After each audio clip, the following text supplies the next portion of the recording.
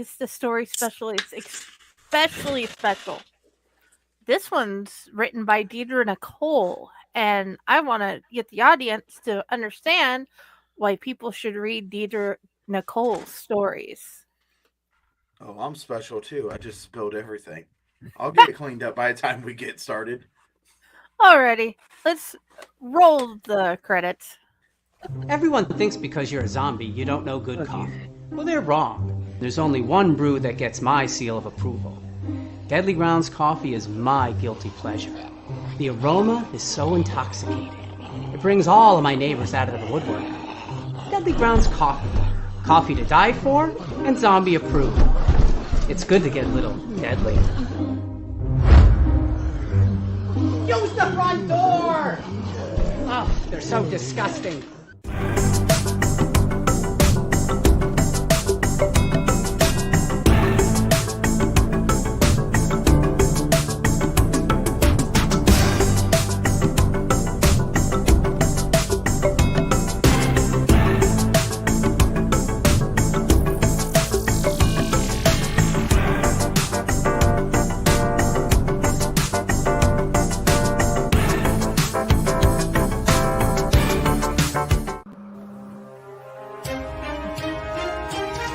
The Dorkening and all affiliated shows are not intended for anyone under the age of 18. The following may contain discussions or scenes that have adult situations, graphic violence, nudity, strong sexual content, and graphic language.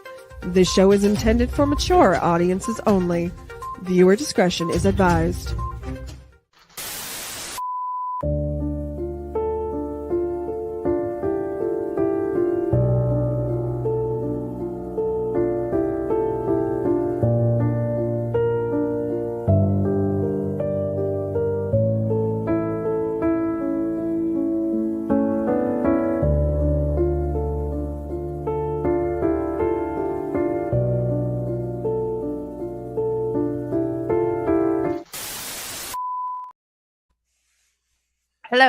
Hello, my lovelies, and welcome back to another episode of Corpse Garden Chronicles. And we are blessed today because we get RZ that way. Am I pointing at you? You are now, according to my screen. How about according to your screen? I'm not sure. And we get to have Pyle with us tonight. I am so grateful you're here. And I'm so grateful no one's seen me pour that all across my desk here. Yes. So today's question is, dear listeners, you guys have listened to There's Something Different About Her. Do we consider that a romance story? Or a horror story? Or all of the above? So please leave your answer in the comments. I'm going to ask the author and the publisher what they think. Because if the answer is yes, I know what I'm doing next month. Well, we're supposed to do romance stories during the month of February. Nobody ever said they couldn't be horror romance stories. Now, did they? Well, I'm telling you right now, there's some really good horror romance stories. Mm-hmm. I'm not a book reader, but thank goodness they make it where they're read. Yes, audiobooks are the best thing ever, especially when you're trying to cook, or you're dyslexic, or you have ADHD from heck, and you want to listen because it's easier. But that's also why we do the show here, so you can listen. Or you what? Or you accidentally spilled all over the book and you can't read it no more. And by the way, I wouldn't be shaking that bottle over. Oh, yours is water. My bad. No, mine is this G-Force stuff, the snow cone flavor. In an A&W root beer bottle. Well, it used to be cream soda. All right. And I drink all the cream soda. Then it was water, and now it's G-Force. The thing about recycling is if you wash these, you can use them over and over again. which helps when you need to make sure your husband has like Gatorade for the week because he sweats all the time. So, hello, my lovelies. I hope you are having a blessed end of January, and I hope you have friends surrounding you and you feel loved.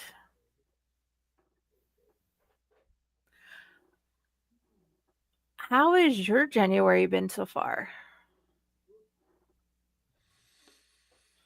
Well, my January's pretty much been a padded cell. Ooh. Yeah. I can understand that. Um, well, I did turn a year older, and I'm very happy because my birthday cake said I turned 3 because they broke the 9. So there was never a 39 on there. So I'm 3 this year. A week before my birthday, we found out that one of my actual coworkers and friends passed away unexpectedly, and yeah, it's been buckle your seatbelt and let's see how many times we can roll this over. But here I am. I'm very happy to be here, and I'm very grateful. You're always one of the wonderful people that I enjoy being with. So yeah. Plus we have some very wacky weather that's been going around, and you know, it's just it's Yeah. been very, very unwanted into. Excuse me, interested. I'm not dealing with that can no more. I'm done with it. That's why I said get the bottle, man. I thought about it, but you are absolutely the host of this show, and later on Wednesday of this upcoming week, we actually switch sides. Oh, yeah. I'm looking forward to meeting her. She's going to be so lovely. Ah, she is absolutely the queen of the bayou, darling. We get to meet the Voodoo Queen on Wednesday. And today, we get to have story time. My month has been filled with trying to find things and figure out stuff. And it's been kind of hard. But we are going to figure it out like we always do because nothing stops us. We always prevail, always find a way. We improvise, adapt, and overcome. And we show our children how to be strong and improvise, adapt, and overcome and be amazing people. Hence why we have things like common sense classes and home ec classes.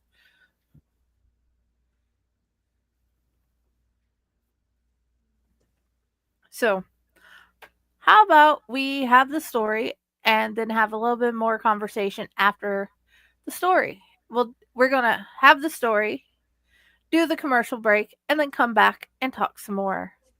And then you guys will decide whether or not you want to go search out Deedra Nichole and see why we love her at Fae Corps.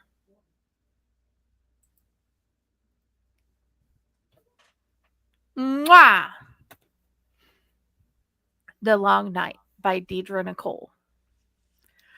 Like my memories, this cup of coffee tastes bitter. They must keep this room freezing to rush me. The clock on the wall in front of me ticked like a heart beating.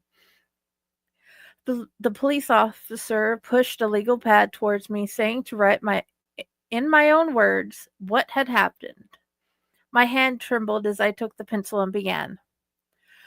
My name is Makita Parsons. I swear this to be an accurate account of my days at Crescendo Band Camp, May 10th, 2010.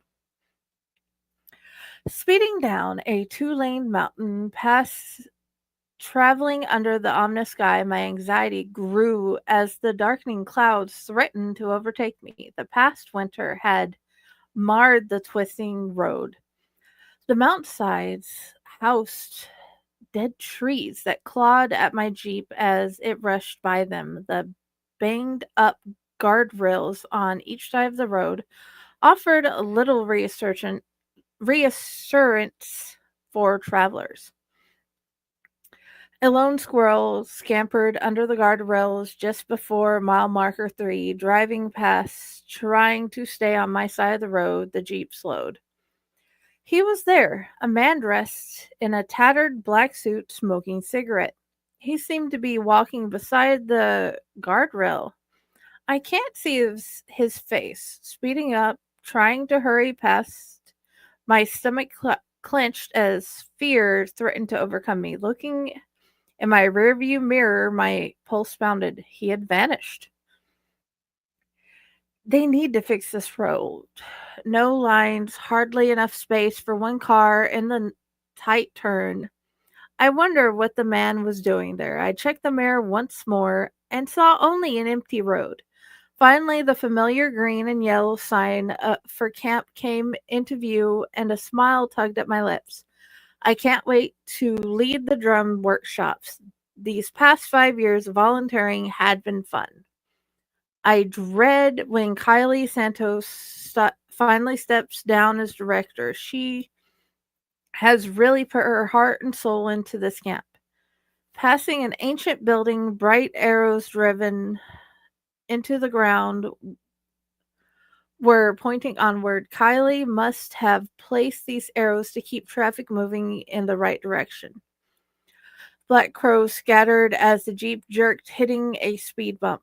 In a field on the right, Cameron was swinging alone with her mother, Ismita Okoro. Watching her from the wooden bench nearby, Ismita finally decided to join us. Carmen will love Edna's piano class. Wonder where they have been assigned to stay. The wind seemed to pick up and the sky became darker. They best get inside before the rain starts. Carmen stopped swinging to join Esmita on the bench, and we waved at each other. Glancing at the horizon, the storm seemed to be building overhead. What is it with the sky? The clouds look like they are bleeding. Edna Pascal's plump face peeked out from behind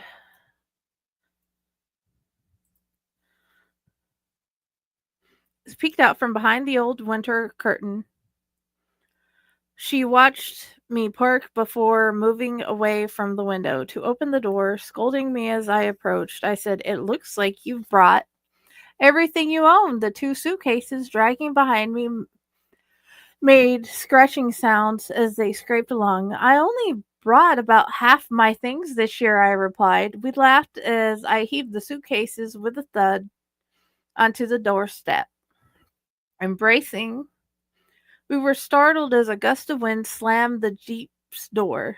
It rocked with the force, and the wind seemed to moan. The storm is getting closer. "Edna, I hear we've had some last-minute cancellations. It isn't anything too serious, is it?" Looking at the darkening sky, Edna quickly pulled my bags further into the cabin. "The storm isn't going to wait for us to chat," she said in reply, tossing the bags aside. A flash of lightning streaked across the sky.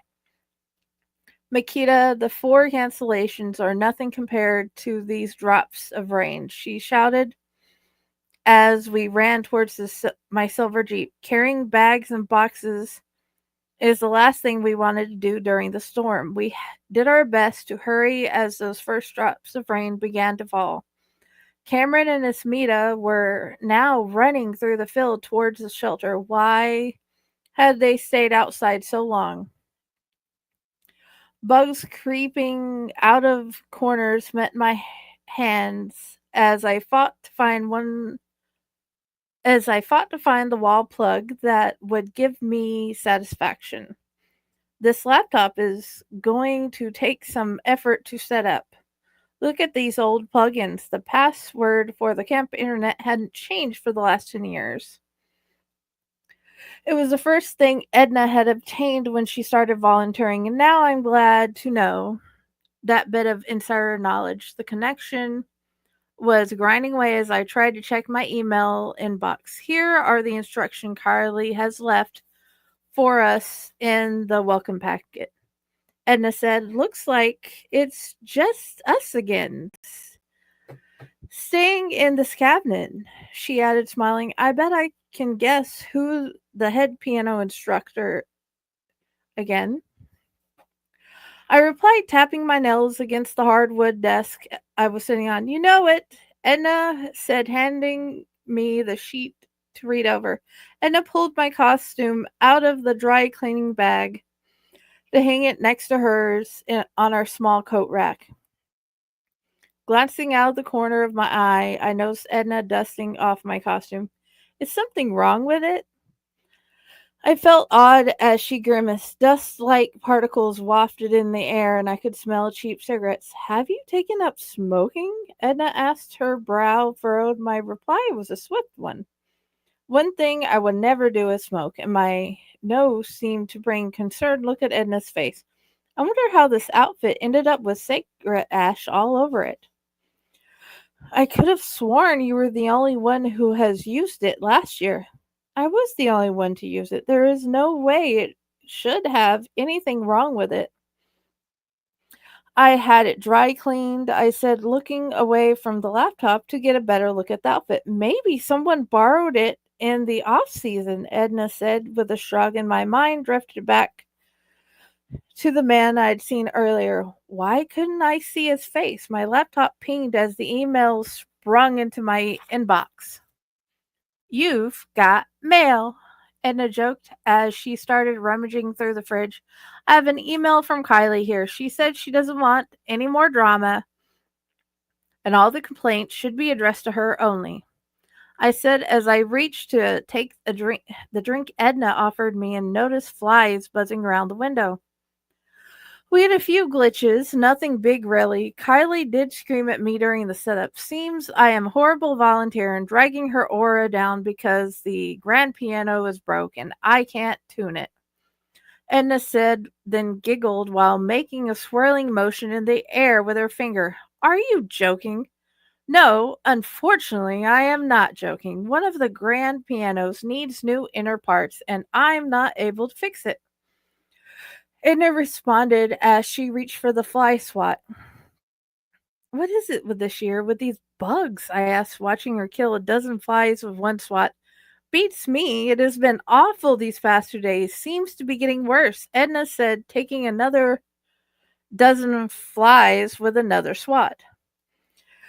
"That doesn't sound like Kylie, really. I wonder what has gotten into her. The piano breaking happened end of last camp, didn't it?" My drink made a hissing sound as the tab popped, and a fly buzzed by my head.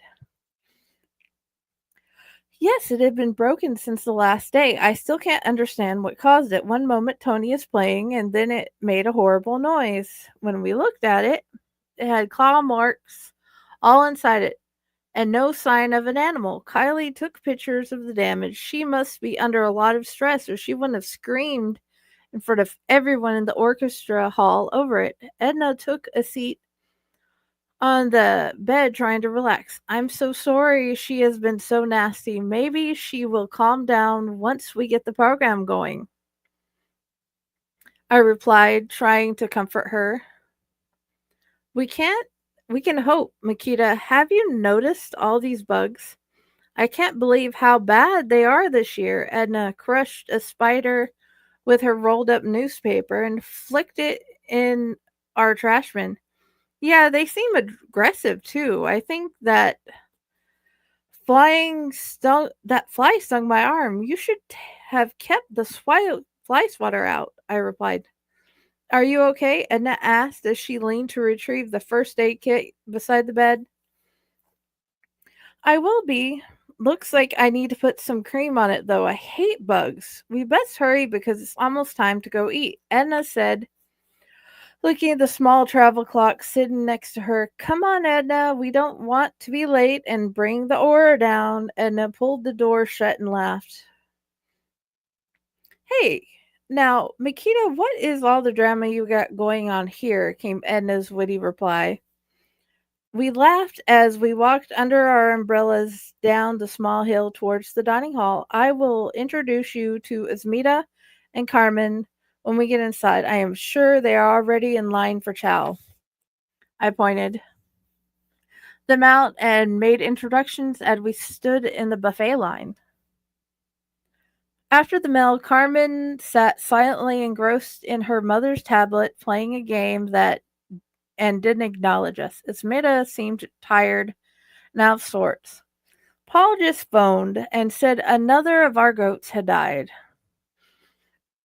I'd hoped they all would live this time. Carmen needed some new clothing, and I was counting on the sale to pay for it. As Misa confided in me, I am so sorry. Hang in there. I'm sure things will pick up. I can help you get a few things for her if you don't mind. I tried to uplift her spirits as we chatted. No, I couldn't repay you. Thank you anyway, Makita. It's very kind of you, Asmita said. So, Asmita, about my new workshop helper here, Edna said, strolling up to us. Cameron is our rainbow baby, our precious gift from God. You should hear her play piano, Asmita gushed as she petted Carmen's raven black hair. I am sure she will enjoy being here with us this year. I hope you both are enjoying the rooms that are attached to the opera wing, Edna replied, trying to ignore the buzz of the flies that filled each window in the dining hall. Oh, it is all she has spoken of these last few days, Amita said in a chipper tone. It's hardly looked like Cameron cared about the camp experience. She seemed less than excited about playing for Edna in the morning than what her mother could have everyone believe. Does the poor child even enjoy the piano? My thoughts were cut short by the sounds of thuds hitting against the windows and the buzzings of the angry flies. I can't stand these nasty flies. I just can't believe they have all gathered here in the camp. My house is just over the next hillside and we don't have any at all. A plump lady in her 50s said, as she kept swatting the windows with her shoe.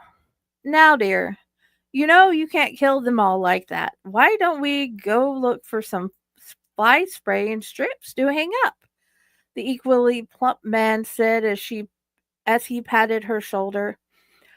They continued their chatting as they made their way past us. I felt like under all the nice banter something was wrong. It was so strange to see so many flies and the way some ignored them like they couldn't even see the windows full of black dancing pests.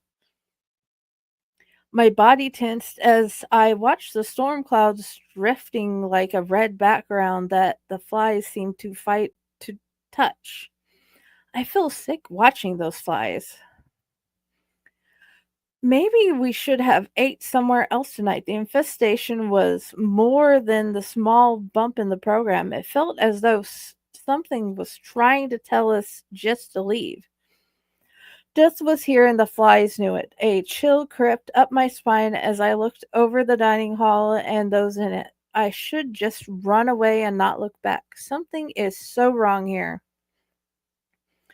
I could be packed up and halfway home before midnight. I shook off the urge to leave as I watched the others checking tomorrow's schedule. I can't leave. They are all relying on me. Mom, is there someone in the garden? Carmen said, having glanced up from her game to look out the double glass doors. No, I don't see anyone. Maybe it was an animal, sweetie? It's dusk now and they will be traveling. Esmeralda replied, trying to soothe her daughter, who was a bit shaken by whatever she thought she'd glanced behind the sea of flies. Edna reached for my arm. She nodded towards the window facing the rose garden closest to us. I turned to look, and something was glowing red, which then vanished in the darkness. I wish we had not agreed to stay so far from the dining hall. The walk back would be a pitch black. I will not be volunteering here ever again. Even the best places have unwanted guests. We pushed the doors open, letting out a swarm of black buzzing pests to float away into the drizzle of raindrops. Under our umbrellas, arms linked, flashlights blazing, Edna and I took off at a quick pace, heading to the small hill. Didn't look at the center of the garden. Don't look at the center of the garden, just keep walking, Edna said to me as we hurried to our cabin. I still can't believe Esmeda blushed off the child's fears. It's like she doesn't believe evil can take a real form. I said as we crashed through the doorway, slamming the door while quickly locking it behind us. Cameron said it looked like a person with glowing red eyes. I can't see why her mom brushed her off. I can see why her mom brushed her off. We looked at the door. We just bolted behind us and shuddered. In the distance, a dog could be heard howling. Without warning, music began to play. We looked around the room, but we were alone. No one had been near the cabin, and the sound of what we thought to be a cell phone ringing caused us to panic. Where there is a phone ringing, there must be someone to answer it, Edna said, shaking in fear. No, maybe someone forgot their phone in one of the cars outside. It might not be in our room. I forced myself to laugh, trying to brush off the sound. The music stopped, and we couldn't hear anyone outside.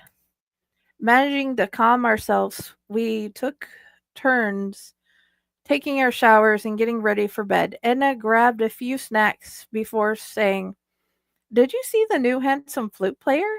I love blondes, don't you?" Suddenly, Edna screamed. Her hands flew up to the point of the window just above the sea of black flies. Something was glowing red again. The floor felt cold and hard as my bottom hit it. I was shaking as I grabbed Edna's arm and pulled her down beside me. Edna slid down quickly beside me and sat shaking too.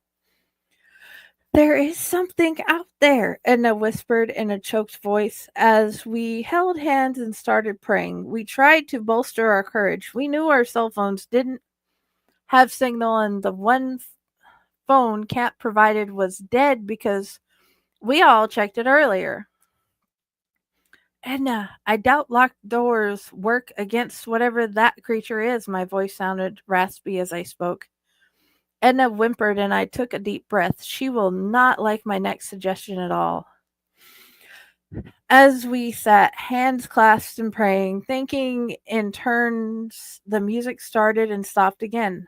It sounded like it was in the room with us. We both became frantic, sliding through the floor, trying to hide in the corner next to my bed. I peeped out the window to see if the red glow was still there. The black flies danced in protest of the curtain moving. Once it had vanished, we managed to force ourselves to get up. Finding no source for the music, we put blankets and pillows on the floor next to my bed and sat down once more. I hate to say this, but I think that was a demon. I said to Edna, "I agree with you. It would make what has been happening here make more sense. Kylie's odd behavior and all these flies. The mysterious breaking of the piano, the ashes on our costume. Tonight, it is as if a gateway had been opened," Edna replied, moving closer to me. The music started again, causing us both to jump. Neither of us bothered to move this time, knowing we had already searched and there was nothing to find. We sat and looked at the main door, glad we thought to lock it. Every door and window. It was 3 a.m. when the music finally stopped for good. We managed to both fall asleep and didn't wake until the alarm went off. And no, I didn't want to go out there. Why didn't I just leave when the urge was on me? I must be a glutton for punishment. 500 children today, and glowing red demon that has a ringing tone and dancing flies. God, please keep us all safe. Please. The door was between us and the outside world. Even as we pulled back the curtains to peep to see what the day looked like, and Edna and I both knew the door had to be opened. Do you think it was just our nerves? What do you think, Edna? Has our nerves ever caused anything like before? I replied, trying to stay calm. I wish you'd just said yes, Edna replied, looking pale as we hurried to get into the costume for the day. Looking at each other, we slowly moved to the door. This is silly. It is broad daylight and the rain has even passed us by. Demons won't come out in the daytime. I stood trying to sound sure of myself as I unlocked the door and pulled it open. I won't say different. Let's just get to the dining hall. I will feel better when we are around other people, Edna said, twisting her sheet music in her hands. The walk to breakfast was tense, and we jumped when Carmen came running up behind us. She smiled as she went past. Did we dream the last night's horrors? Maybe it was all just stress, trying to shake off the feelings of dread. We quickly entered the dining hall. Good morning, ladies! Kylie's voice rang out in the greeting as we walked towards the buffet. Good morning, Kylie. We both replied, smiling at her. The three of us moved down the table, filling our plates with food, trying to keep flies from landing on it. The dishes sat covered in hot steam rising from each lid. The clanging of the metal lids, the tongs, this sounded like battle had broken out. These flies were really getting to me. Hey, Kylie, did anyone mention losing their cell phone near our cabin? I ventured to ask as we sat on the table next to the buffet. No, did you find one? Kylie replied. No, I just thought I heard one last night. It went off a lot, kept Edna and I awake most of the night. My reply seemed to agitate Kylie, and I gave it no notice. Edna gave me a strange look and shook her head as I asked a couple who joined us, and they had heard a strange cell phone ringing. None of the volunteers at our table had heard it, and they seemed amused at my story. Edna gave me another strange look and shook her head again in warning. Without realizing it, I had caused Kylie to become agitated. Makita, why don't you leave the drama at home? This program doesn't need it. Kylie snapped as she shot me a nasty look. The room seemed to fill with tension, and we sat silently finishing our food. Makita, what on earth were you thinking? Edna grabbed my arm and whispered under her breath to me as we made our way to the first workshop of the day. I just thought someone must have left their cell phone or had been playing a prank on us. We didn't see anything more than red glow, and it could have been one of the special spotlights. And I wanted to miss what happened last night, I said, trying to keep my voice low. You think it was someone playing a prank? I really wish I could think that, but Makita, it is just too strange. Edna looked pale as we made our way over to the small hill to lead to the ancient stone buildings. Black crows seemed to fill the sky as they leapt from the ground. We disturbed their morning gathering as we took a shortcut through the field. Do you know what they call a group of crows? A man's deep voice said from behind us. We stopped and turned to look at and saw a man, a shabby dressed man smoking a cigarette, was right behind us. His disheveled hair and was black as coal and gleamed in the bright sunlight. The smoke hung heavy in the air. Why can't I see your face? Who are you? I asked. Murder. That is what the gathering of crows is called. And replied, her voice shaking. The man made no answer and stood smoking like a volcano. The sun seemed to be so much brighter than his form. The crows danced in flight weaving around us and going up. My breath caught in my throat as I looked at the smoke that still hid his face. We could be seen by anyone in the middle of the field, but not clearly with so many crows swirling around us. It felt like time had stopped. Makita Parsons, I believe you saw me yesterday as I walked the roadway. The man's voice sounded thick and sweet like honey. He stood like a statue in the field, cool and steady. The smoke started to drift from in front of his face. Edna whimpered and grabbed my arm. I believe I did, I said, shocking myself with how even my voice sounded. His skin was like alabaster and his nails looked well manicured for a bum. Your clothing doesn't match your person, I found myself saying as more of the thick smoke wafted away. I can almost see his face now. Makita, I refuse to let you flirt with death. Let's make a run for it, Edna blurted.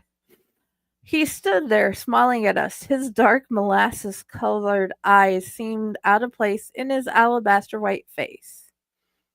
Death is handsome. The crows seemed to stop, hanging like stars in the night sky. Everything was quiet and still as we stood looking at him. His smile showed even white teeth, which shocked me.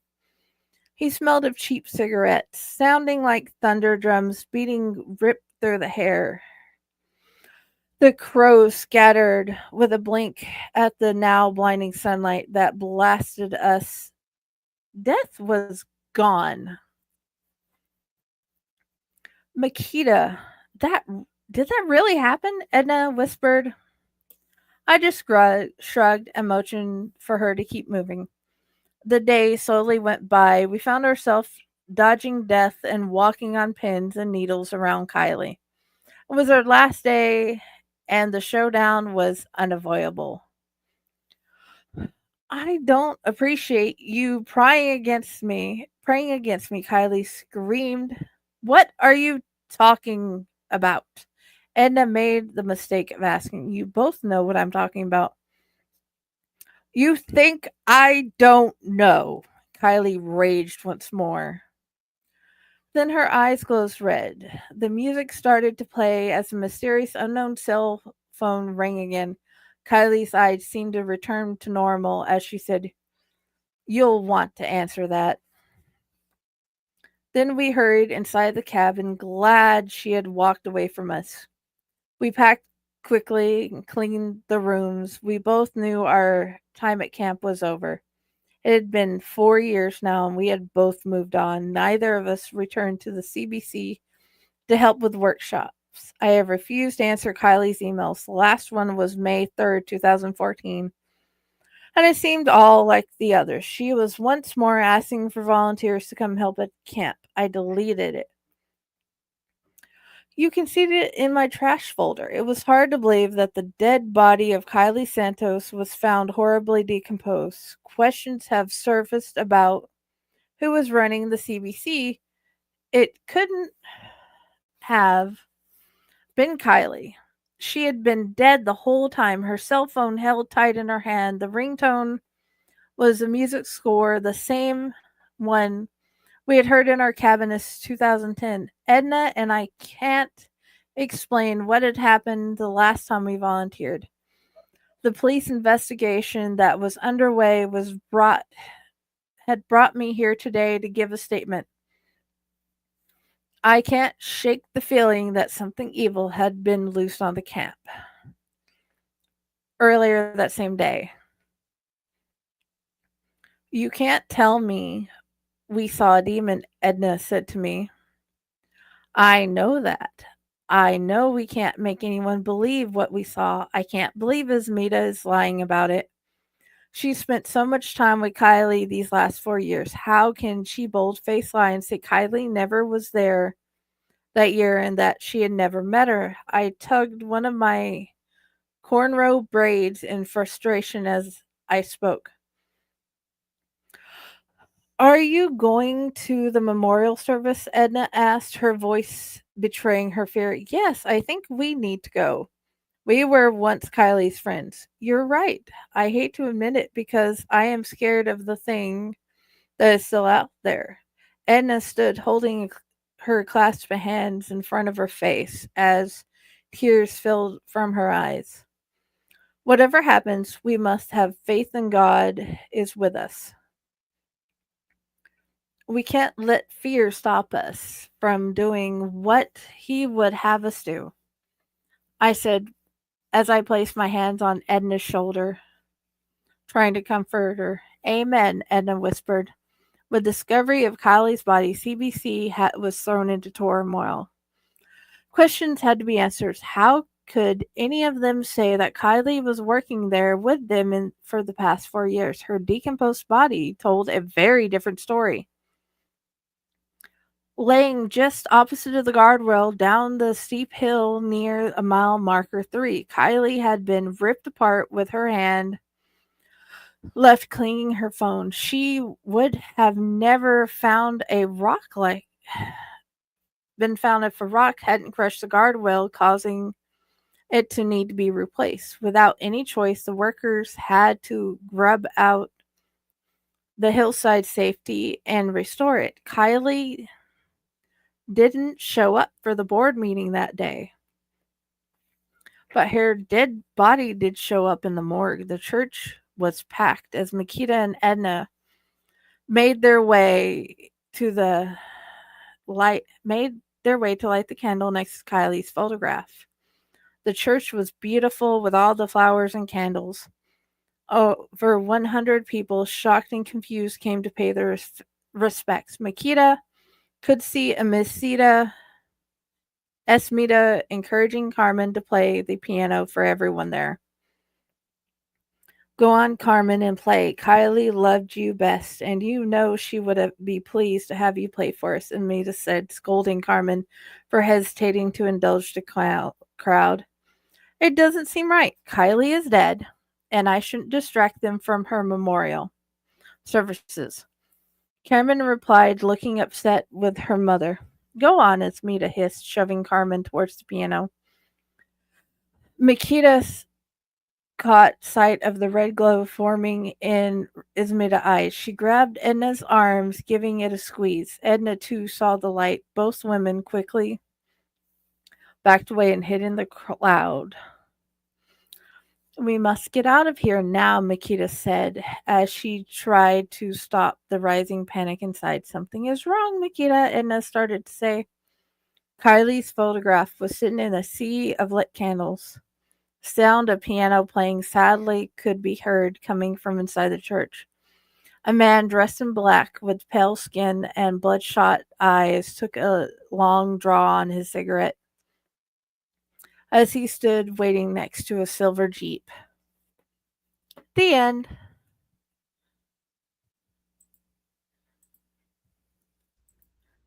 Well, Hi, Stephen. Yeah, he said she's reading. I don't want to interrupt her. Yes. Here, let's go ahead and do the... No. Let's do the commercial break so I don't forget, because I will. I do that a lot. And then we will talk. All right.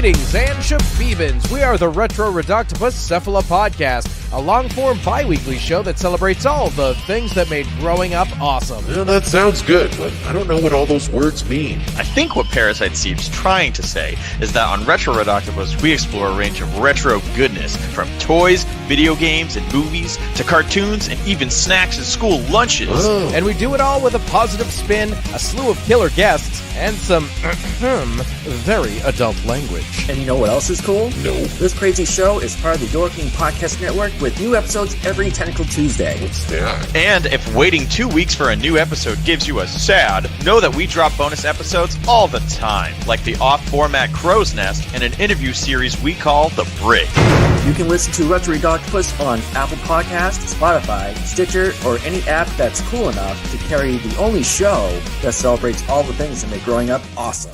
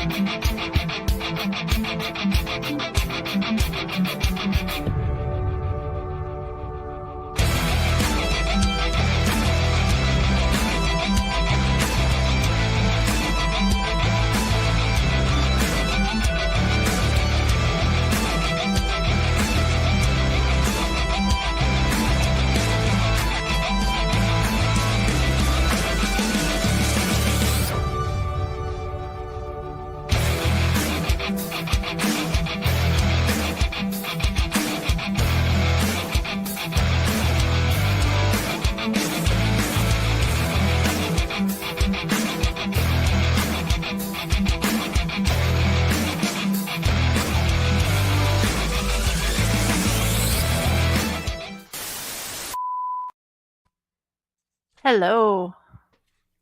We're back. We are back. Oh boy. So let me just tell you, I like good stories like that. I really do. In my personal opinion is it's really hard in today's society to go through and figure out how you are going to make it where they are alone and they can't get contact with anybody.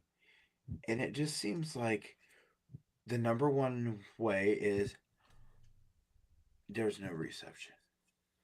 Yeah. It really is. It's one of those things that if you're going to try getting them from calling for help, no reception is almost the only way you can do it. And Yeah. it is hard. But you know And what? They make it it work. made sense. Because if I'm not mistaken, it sounded like they were on a mountain. Right? And mountains are notorious for not having signal. Right. But there's always that one person that's going to look at it and go, no reception. But it's just one of those really hard things of trying to figure out how you can't get a hold of people. In today's society, it's really, really hard to think of something because we stay so connected with each other. Yes. But you know what? I really did like that book, and that story was a really good story. Oh, yeah. I hope it will give people a reason to want to go check out Deedra. Yeah, absolutely. Because more people need to find Deidre stuff and read her stuff. Yeah, absolutely. And, even if you've just heard one story, and even if it's a story that's just like not the biggest story that you're like, give the rest of the stories a try. Because like they say, never judge a book by its cover. Every single story has something different. And, this story, just like every other story, has something different. Yeah. Listeners, I should say. What has been your favorite story that we've read on Corpse Garden Chronicles Reads? And if you want to go find them, you can find a lot of them under epitaphs and just the single shows that are just straight out hey, I'm going to read a story, find Corpse Garden reads. And those are a story with some conversation as well. What did you think of how she portrayed Old Scratch?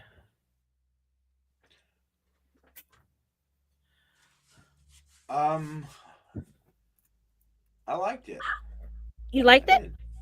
I did like it.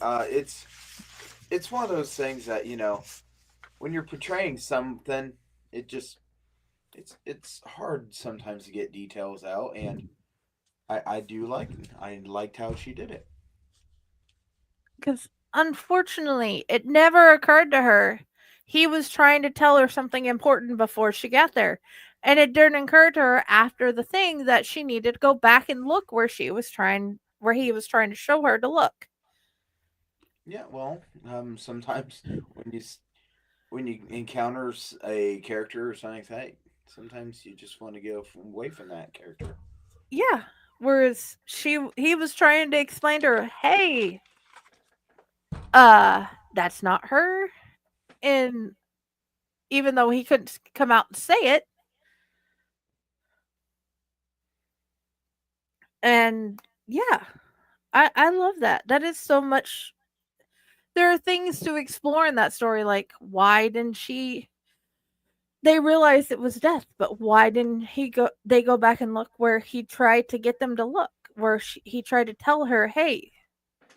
And at the end of the story, it makes you think, okay, is he going to try to show her where Esmita is, or is he going to, well,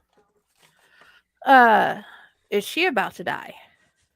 Mm-hmm.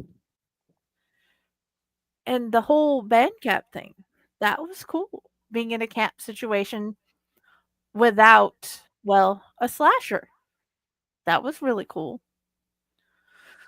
And it was still a horror story. I mean, I'm not going to say that not having a slasher is a good thing or a bad thing. Well, we all know who my favorite slasher is. Everybody in Corpse Garden Chronicles should know by now who my favorite slasher is. And it's not me. No. Dude, he has two movies that I've been able to buy, and he's been on here quite a lot. And we also give him his own special episodes once a year. So, yeah. Oi. So. I've not heard oi in so long. Well,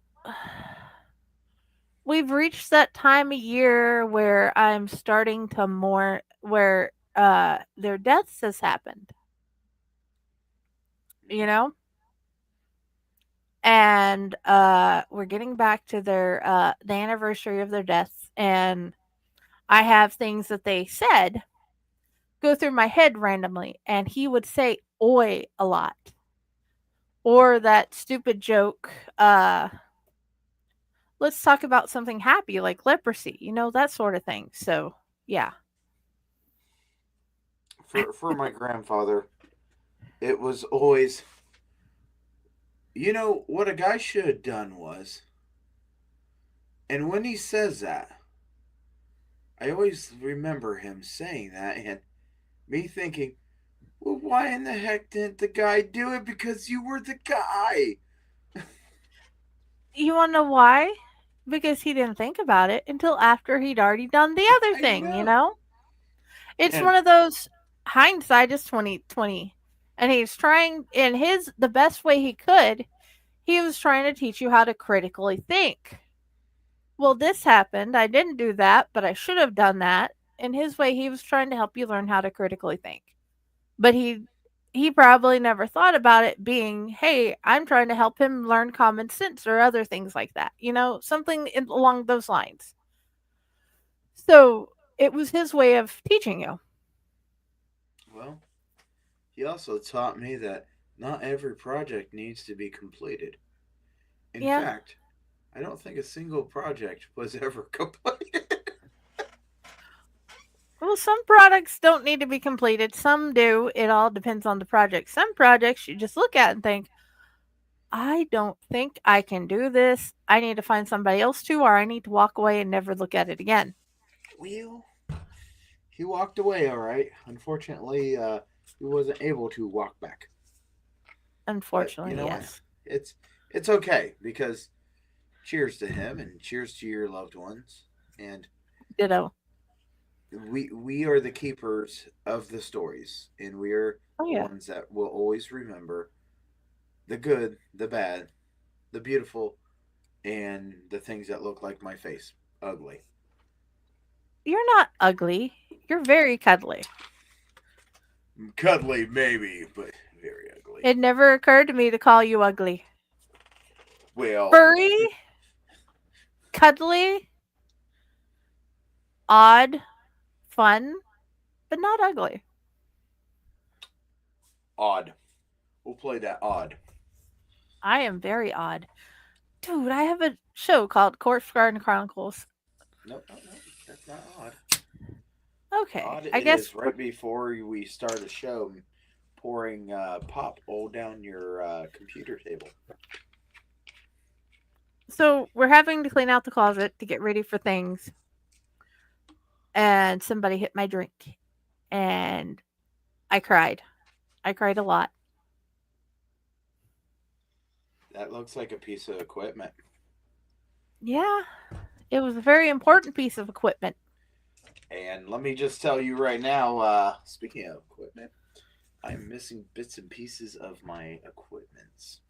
But I'm hoping that Nightmare Studio will have a nice shelf, or maybe 3, that I can make sure that my equipment doesn't walk away from me. Yeah, I hope it doesn't. And those who do, may they find poison oak and then have to go pee. You just made me think of that entire conversation we had earlier about airing out our dirty laundry. Yes, but probably that's mean. Tell them to go to not know you have poison oak on your hands, then go pee and then realize now you not only have poison oak on your hands, you have poison oak on other parts. Yep. Okay, Oh. we are huh? Always remember where you pee. That way, if you got an itch, you can go back and search. Yep. So, okay, we're reaching our hour point. Where do you want people to find you? Oh boy, I want you to find me, and I really want you to find me here on the Owl Lighten Network. And when I say that, every other Wednesday for Chainer's Haunted Secrets, where I will be on that side. And I get to be on that side. No, you get to be on this side. But isn't that where I pointed? Okay, I get to be on that side. Yeah. Here's the problem, figuring out which way is the right way to point. Are you looking at the little screens on the bottom? No, I'm not. I'm just saying. Could possibly be there.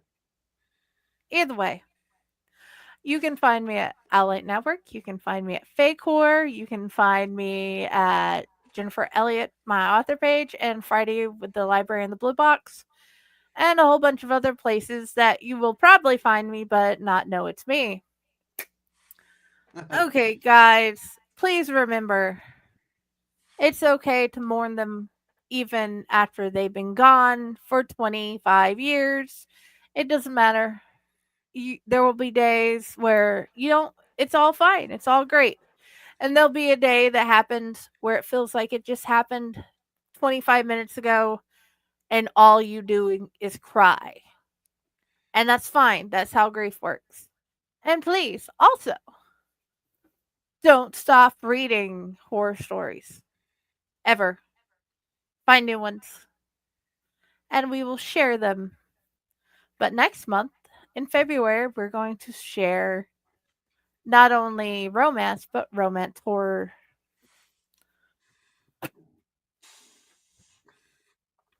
I can't wait until next month. You can't? Nope. That's going to be fun, huh? You have no idea. There will be. I'm sure there's going to be a camera. Okay. I'm just telling you. Well, I hope those who get to go see it in person will enjoy it because it's going to be epic. It's going to be the most epic thing ever. Opinionated, but I will tell you right now. I can't wait because it's been a dream come true. I so want to see this.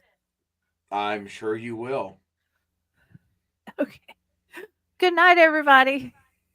Good night.